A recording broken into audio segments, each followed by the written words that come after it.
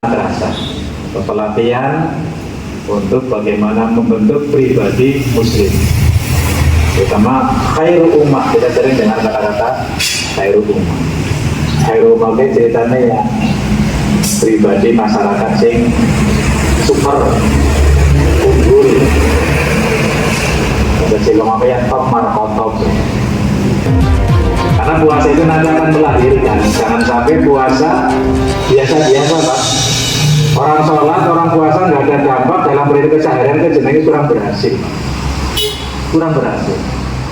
Makanya yang paling bagus itu adalah selama Ramadan ini akan menjadikan kita, termasuk panjenengan sunnah, itu akan menjadi bentuk yang khairul ummah, yang terbaik. Kita bisa mibroh atau melihat ternyata ada binatang kecil, tapi kita bisa mibroh, ambil pelajaran ke sana. Kita sering menyebutnya, sama sekalian kita coba merenung ya. Ternyata alam sekitar ini ada pelajaran hikmah. Hanya gara-gara ular, kadang-kadang kita kalah dengan ular. Ternyata apa yang dilakukan ular juga kita dapat mengambil pelajaran yang sangat berharga. Itu apa itu mengukur sejauh mana puasa kita bisa melahirkan transformasi diri, bisa berubah diri kita secara fundamental.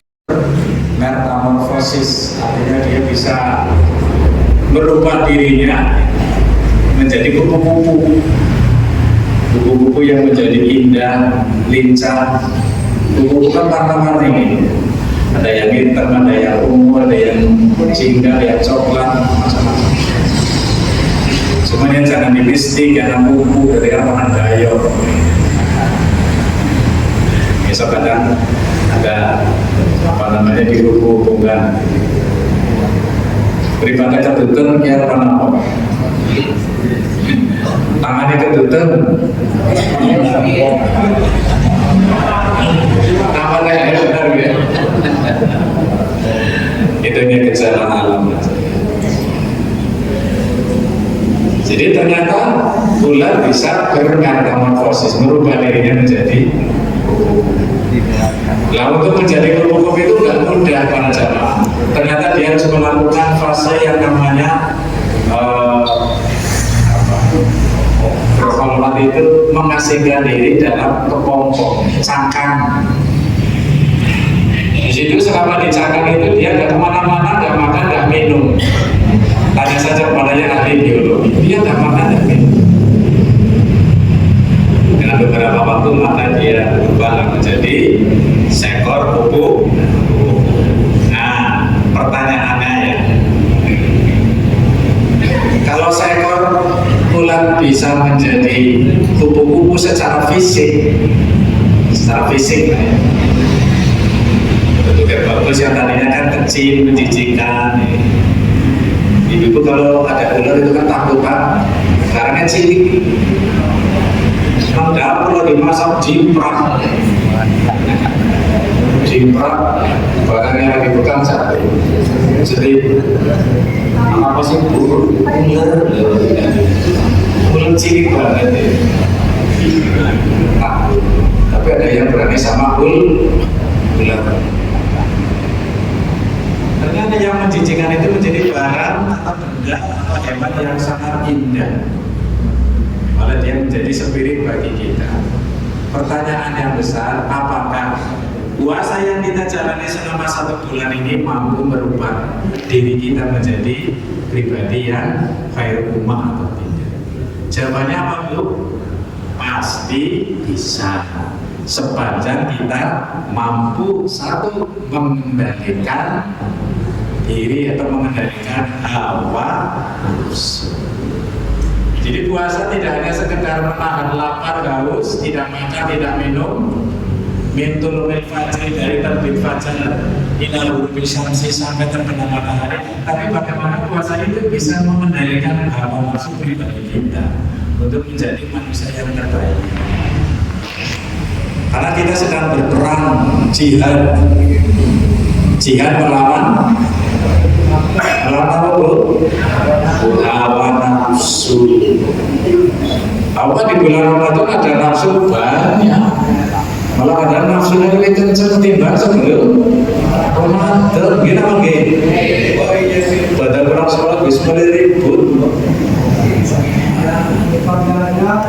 Kayak yang gini rumahnya anak telur anak papat julukannya beda-beda, ibunya beda, bapaknya pas mama yang biasa kelamin, biasa karawan. Terutama kan itu butuh gamis, butuh kerudung, butuh sandal, dari pasar, dari toko, dari mall, sedina. Pada diri manusia ada sifat perilaku seperti kewan, Pak, melalui kejam. Pasti ada yang seperti itu. Jadi yang pertama itu sifat bahimah, sifat binatang, tanda-tandanya apa? Menghalalkan segala cara untuk mencapai tujuan. Bahkan mau itu menuliskan akal, hati, tapi sifatnya binatang. Ingin mendapatkan sesuatu seperti bagi untuk caranya. Orang yang menuruti apa?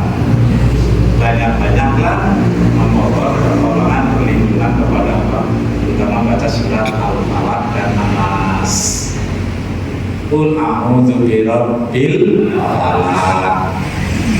Katakanlah aku berlindung kepada Tuhan apa?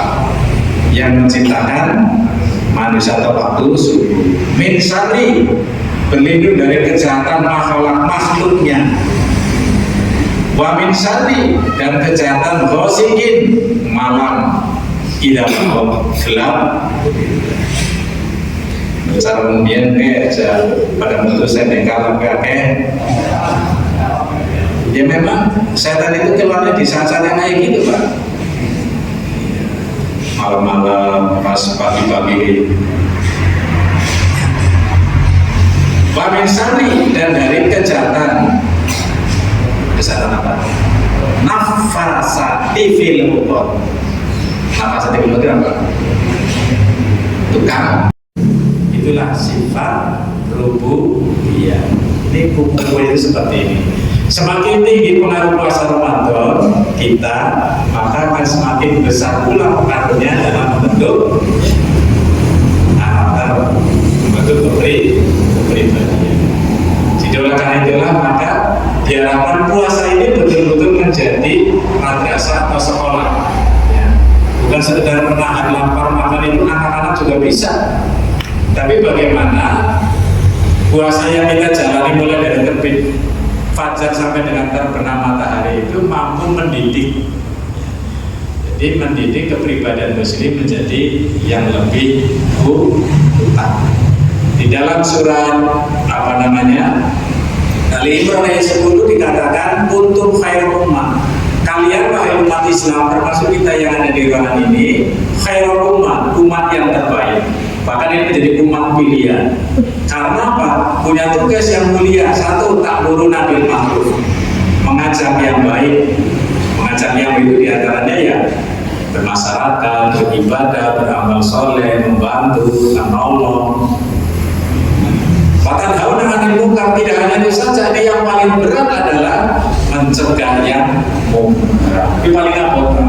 Ngajak kebagusan tidak beresiko, tapi mencegah yang munkar penuh resiko. Ini tantangan. Ayo sholat, ayo ngaji, nah, masalah. Tapi kalau dia mencegah yang munkar, mabuk, minum, zina, kesyirikan, TBC, beresiko. Kenapa gini? Padahal berisiko. Ya bukan dasarnya dari agama. Kemudian dipupuk kita semangat punya ibadah. Pupuknya itu ibadah dia. Ya sholat wajibnya, ya sholat tarawihnya, ya subuhnya, ya ngajinya, ya zikirnya, sholat sebelumnya, duhanya dan sebagainya. Nah kemudian disiram, ada sinar. Sinar itu apa? Doa. Kita berdoa pada Allah. Ya minimal doa ketika buka puasa.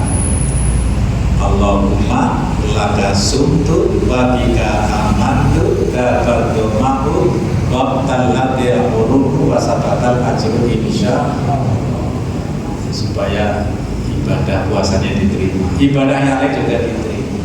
Insya Allah iman ini akan tumbuh dengan baik. Jadi pentingnya dasar keimanan. Gini apa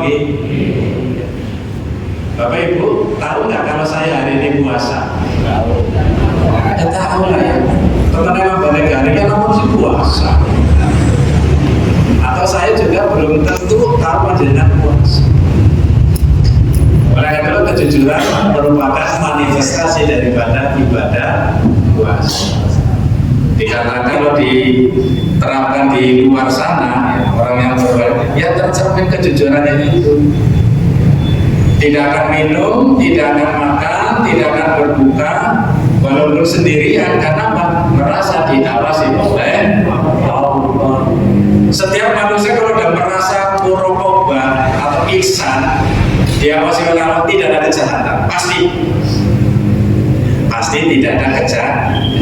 Inilah keagungan ajaran Islam. Dia merasa takut duluan, takut. Pernah nggak ada kisah seorang yang memakan buah apel? Ya, bukan apelnya sendiri, tapi ada apel yang jatuh di kali, kemudian dia makan. Setelah dimakan apelnya itu baru satu apa jenengnya? Satu gigitan, dia baru sadar, oh ini bukan apelku, bukan apelku. Setelah dia tahu bahwa ini apelnya orang saudagar, dia mencari halalnya, kira-kira apel itu milik siapa. Dia sampai ke naik ke atas, apel itu kan gambar itu kan ke bawah, naik ke atas. Naik ke atas kira-kira ini kebunnya siapa. Ternyata di sana ada sebuah kebun apel yang sangat luas, milik seseorang. Ketemu dengan sang majikan. Nah, setelah sampai sana kita halalnya, wahai Tuhan, saya daripada perbuatan maksiat, perbuatan dari salah. Kalau kita lagi puasa, jangan berkata corong. Kalau ada orang yang fitnah, menghina, mencaci maki, katakanlah kita sedang berpuasa.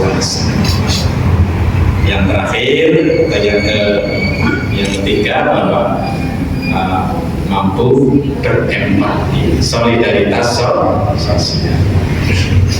Zakat, infak, dan sedekah itu adalah lahir karena kita merasakan lapar selama. Sekarang zakat, infak, dan sedekah itu semakin meningkat karena di bulan Ramadan. Alhamdulillah kita punya lembaga namanya Lazismu, lembaga amil zakat milik Muhammad. Melihat apa namanya itu ada papan bunga. Oleh karena itu apa namanya, salurkanlah harta kita, karena harta kita adalah titik. Di bulan Ramadan ini semangat kita untuk membantu berbagi lapar, sementara tetangga tidak bisa tidur karena kan ya. Jadi rasa empati kesana. Nanti setelah Ramadan empati kita tumbuh subur kembali. Sangat di akhir kalau buka di awal itu kan memang sunnah Rasul. Baca Al-Quran, diperbanyak interaksi dengan Al-Quran, banyak berdoanya, banyak zikirnya. Supaya kita itu banyak terutama doa menjelang sahur, salat mustajabah. Memperbanyak sedekah, dan sebentar lagi kita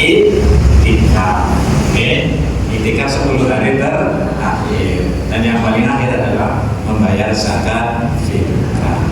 Bagi yang tidak puasa karena tidak mampu membayar fidyah. Berapa ukurannya bayar zakat? Misalnya Basnas dan lembaga-lembaga zakat yang lain memerlukan 2,6-2,7, dibulakan 3 kilo. Kalau dikeluarkan 45 sampai 50. Diutamakan zakat itu dengan makanan pokok, itu biar tidak merepotkan amil. Nanti oleh amil juga diberikan beras. Berikan zakat panjenengan yang terbaik, sing super wangi.